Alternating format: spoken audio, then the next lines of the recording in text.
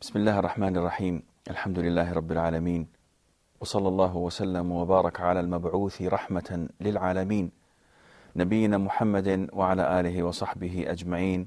Dear brothers and sisters in Islam, Assalamu alaikum wa rahmatullahi wa barakatuh. We're still studying the seerah of the Prophet sallallahu alaihi wasallam. And now it is official. Our Prophet has reached Medina, and now he is safe and sound. He can practice his religion freely. He can preach to people. He can teach them. He can sit and talk with them without feeling afraid of being oppressed or intimidated because of his own beliefs. The Prophet ﷺ, as you may recall, stayed for 2 weeks in Bani Amr ibn Auf, where he built the mosque of Quba. And then he went to Medina. And as he was passing by the houses of the people of Medina, he was invited to come in. And Allah Azza wa Jal ordered him not to go until the camel stops at the designated house. And so his camel did stop at the house of Abu Ayyub al-Ansari. People would have thought that after 13 years of being oppressed, after 13 years of being persecuted and attacked, that it is time for the Prophet ﷺ to rest. And that was not the case.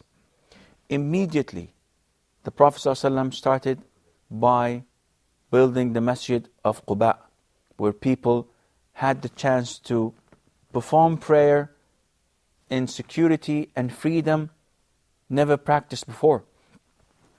The Prophet ﷺ immediately conducted meeting after meeting in the house of Abu Ayyub al-Ansari to know the tribes of Medina, to get in touch with them, and to try to formulate this first capital of Islam for the nation of the Muslimin. The Prophet ﷺ sent his companion Zayd ibn Haritha and Abu Rafi' to Medina with 2 camels and 500 dirhams to bring those whom he left behind, such as the family of Abu Bakr, Abdullah ibn Abi Bakr, and his wife, and Aisha. May Allah be pleased with them all. He also sent them to bring his own daughters, Fatima and Kalthum, and his second wife after Khadija, Sauda bint Zum'ah. He also sent them to bring Usama ibn Zayd ibn Haritha and his mother Ayman. Once they all came back, then the Prophet ﷺ was faced with this community he had to rule and govern, so it would be the nucleus for the Islamic State. Our Messenger ﷺ was faced with a problem. This problem was that the Muhajirin, those who migrated, Al-Muhajirin, came without any financial resources, as they were forced to leave their properties and their belongings behind.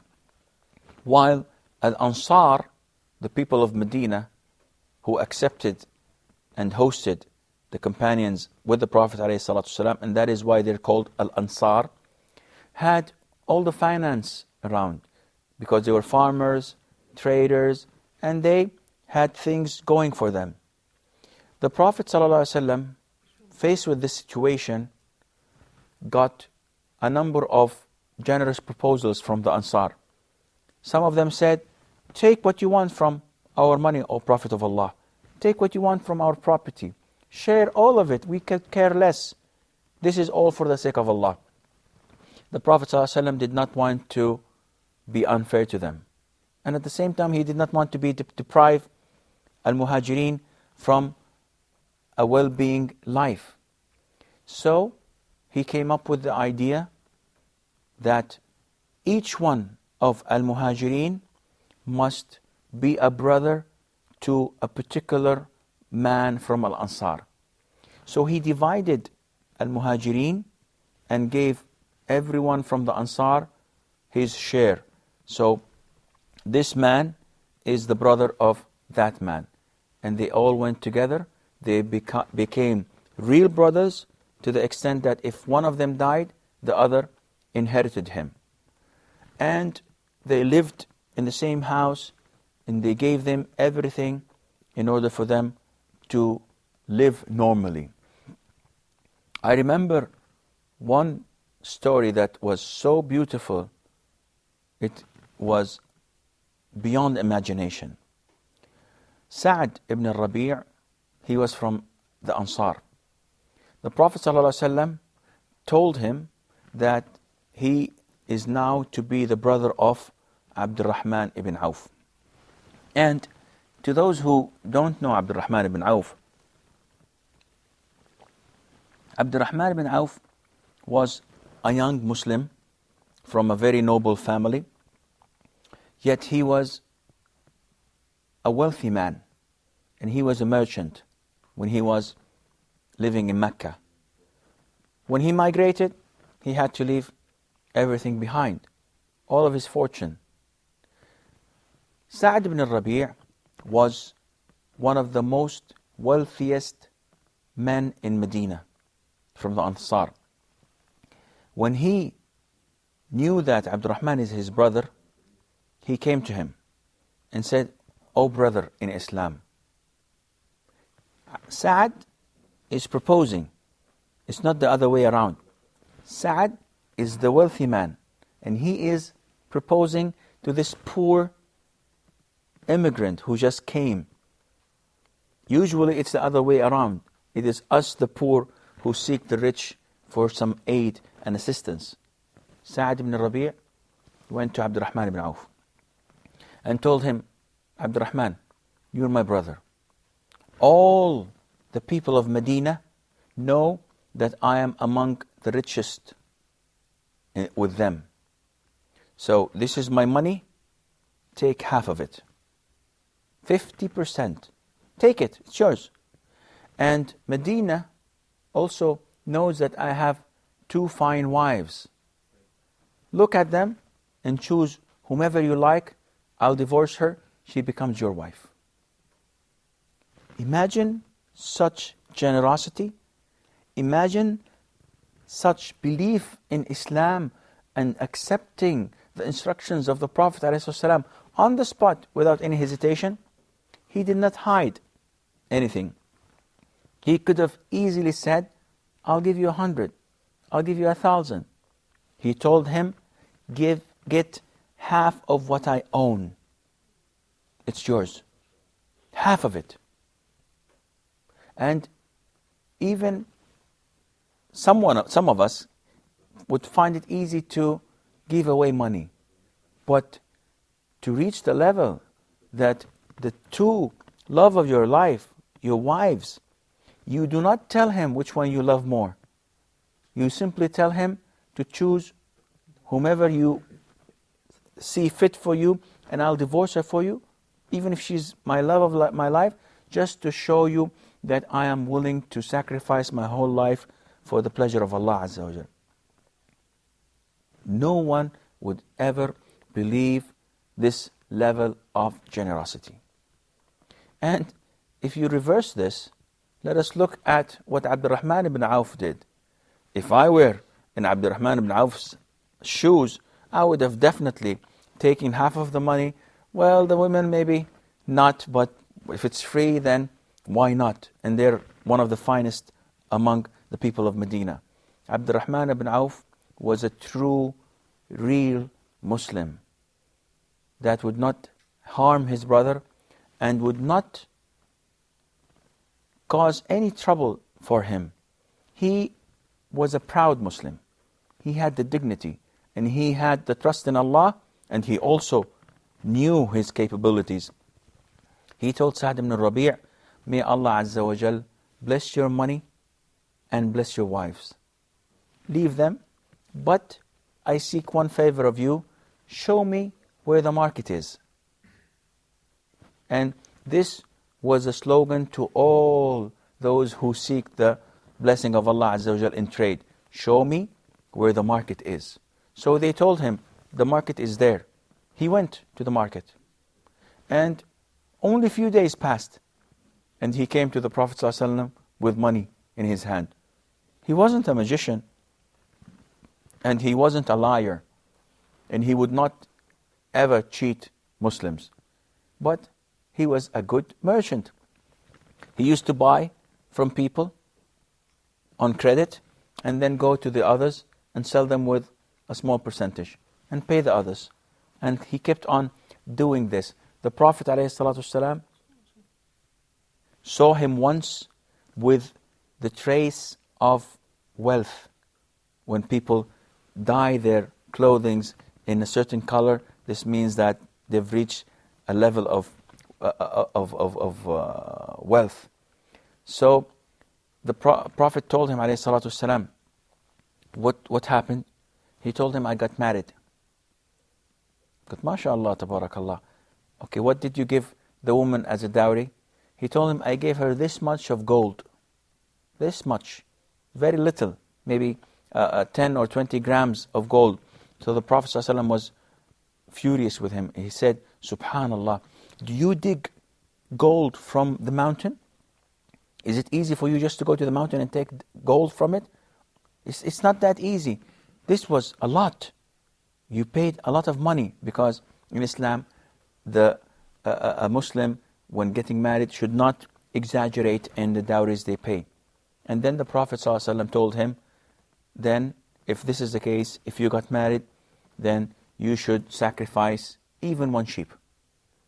And this is the tradition and sunnah in Islam. Whenever a person gets married, he should gather the people to feed and to celebrate his marriage with him, and that would be by either slaughtering the sheep or depending on the welfare and the finance available at that time. We have a short break, and inshallah we'll be right back.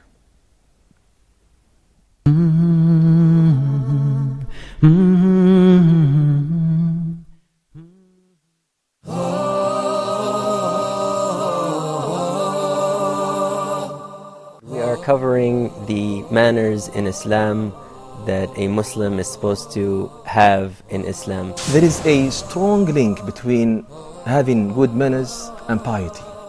And then he said, I guarantee a dwelling in the highest rank of Jannah for the one who perfects his manner. That indeed, truthfulness leads to piety, to righteousness. And righteousness and piety leads to Jannah. The Prophet ﷺ used to always maintain family ties. Gentleness in Islam means to treat people with kindness and with tenderness.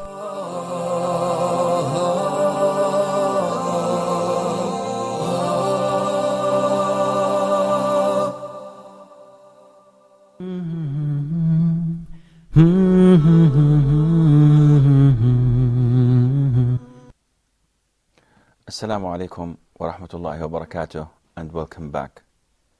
Now, the Prophet sallallahu alaihi wasallam is running the affairs of Medina.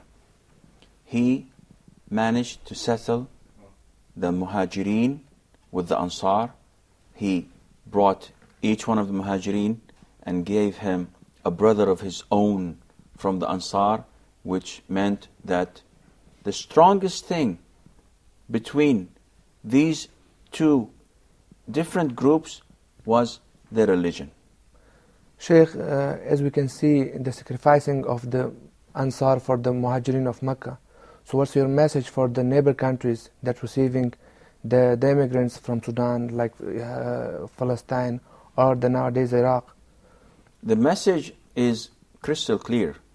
The Prophet ﷺ teachings to us were that all the Muslims should be strong, tight, and together as if they are a building, structured by brick. If you remove some of the bricks, the whole building would collapse. The Muslims must be together as a one unit. There's a hadith where the Prophet ﷺ gives us an example of the Muslims in their getting together and cooperating. He is telling us it is exactly like a person's body. If one part of the body is ill, the whole body suffers with ache, with sleepiness, and with fever. So it is indeed a great role to those who were fortunate and blessed by Allah Azza wa Jal to have the financial resources. But it is indeed a responsibility. If they do not pay the price, they will be punished on the Day of Judgment for not doing their responsibility towards their brothers and sisters who were forced to migrate to them. This is understandable when we see the lack of support our brothers in Palestine are receiving from the other Muslims. The people in Palestine are starving to death. The people in Iraq are starving to death. The people in Afghanistan are starving to death. The people in Chechnya, there are no people in Chechnya anymore because of the oppression and the racist attacks against our brothers, Muslim brothers over there. And all the Muslim nation are sinful at the sight of Allah Azza wa Jal if they do not take the proper measures to support their brothers. We are all sinful at the sight of Allah Azza wa Jal. When we look at the case in Medina, we would find that this was not the case. The Prophet ﷺ associated with them together. Each muhajir from the Hajireen had a brother from Al-Ansar. Yet, there were still poor people who could not support themselves. And these poor people were ranging from 50 to 100. And they used to be called Ahlu As-Suffa. These poor men had only one place to go to, and that was the Masjid of Medina. The companions of the Prophet ﷺ started to live in Medina. But to those who do not know Medina, Medina has a very strange climate to it. Whoever comes to Medina from out of it usually falls sick. And this is exactly what happened to Abu Bakr. It happened to Bilal. It happened to all the companions of the Prophet ﷺ, to the extent that the Prophet ﷺ said a beautiful hadith. And this hadith translates to that no one is patient and accepting the difficult weather of Medina. Anyone who does this, Allah Azza wa Jal will make me intercede for him on the Day of Judgment and be a witness to him. So if you go to Medina and you find this hardship because of the weather, because of the climate, because of the change of the location, if you are patient and you take this with a good heart, the Prophet ﷺ will intercede for you. He will be a shafi' and he will be a witness for you. And whoever, the Prophet says, abandons Medina looking forward to something else because he does not like Medina, the Prophet said ﷺ, that Allah will bring someone who is much and far better than he is in Medina. Which means that the Prophet ﷺ is inviting us to live if we can, in Medina. And he's threatening those who want to leave, not to leave. And one of the characteristics of Mecca and Medina is, does anybody know? Mecca is not hot as Medina. It's not what? Not hot. No, it's not this characteristics. There is something religiously about Mecca and Medina that are more important than any other country or city in the world. At the end of time, the Prophet tells us that the Dajjal can't enter to these two cities. That the Antichrist, the Dajjal, the imposter Christ, is not the Antichrist actually, it's the imposter Christ, will not be able to enter Medina or Mecca. And the reward of dying in Medina is also great. Not to be buried in Medina. A lot of the people, ignorant people, think that if they die in anywhere else, in Jeddah or in any other city, and then they ask their family to bury them in Medina, that is a great reward. No, it's not. It has nothing to do. On the contrary, it makes life difficult for your family. If you die, you are buried wherever you died. But if you die in Medina, then there is a certain reward for that. Now the Prophet ﷺ saw what hardship his companions were facing with the change of weather. He ordered, or actually he prayed to Allah Azza wa Jal to take this fever and hardship from Medina and throw it to the village of Juhfa, which is the miqat for the people coming from the north of Arabia and coming from the west of Arabia, such as Africa and so on. And so this was the case. Once you look at the companions in Medina, you will find that the only bondage that kept them together was above all Islam. It was the religion that kept them all together. And that is why you find incidents where a father may attack his son because of Islam. And this was the case with Abu Bakr, trying to kill one of his sons in battle because the son was with the pagans. Abu Ubaidah Amr ibn Jarrah was trying to escape his father, but his father stood in front of him and wanted to kill him, and Abu Ubaidah had to fight his father, who was a pagan, attacking and fighting the Muslims. Also, kill him? He had to kill him. This is one of the narrations that was reported. He had to kill him because otherwise he would have killed him and killed other Muslims. This is not natural. It is because you have Islam within you. And the only thing that prevails is Islam. In another incident also, Abu Hudayfa ibn Utbah ibn Rabi'ah, one of the great companions of Islam. His father was one of the greatest enemies of Islam. When he died in the Battle of Badr, Abu Hudayfa watched the Muslims dragging his father and throwing him in a well. And he did not move or do anything, simply because he knew that his father was an enemy of the Prophet ﷺ and of Islam. Also, Abu Aziz ibn Umayr, the brother of Mus'ab ibn Umayr, in the Battle of Badr, Mus'ab passed by his brother who was being handcuffed by one of the Muslims. And instead of Mus'ab telling his brother in Islam, take good care of him, make it easy on him, on the contrary, Mus'ab said, tighten it up, because he has a very rich mother that will pay a great ransom that the Muslims would benefit from. The brother was astonished. He said, you are my brother from my father and mother. You're my flesh and blood. You're saying this? Mus'ab told him, brother, this man who is tying you up is more precious to me at the side of Allah than you. So he is really my own brother more than you are. The things that prevailed at the time was love among Muslims.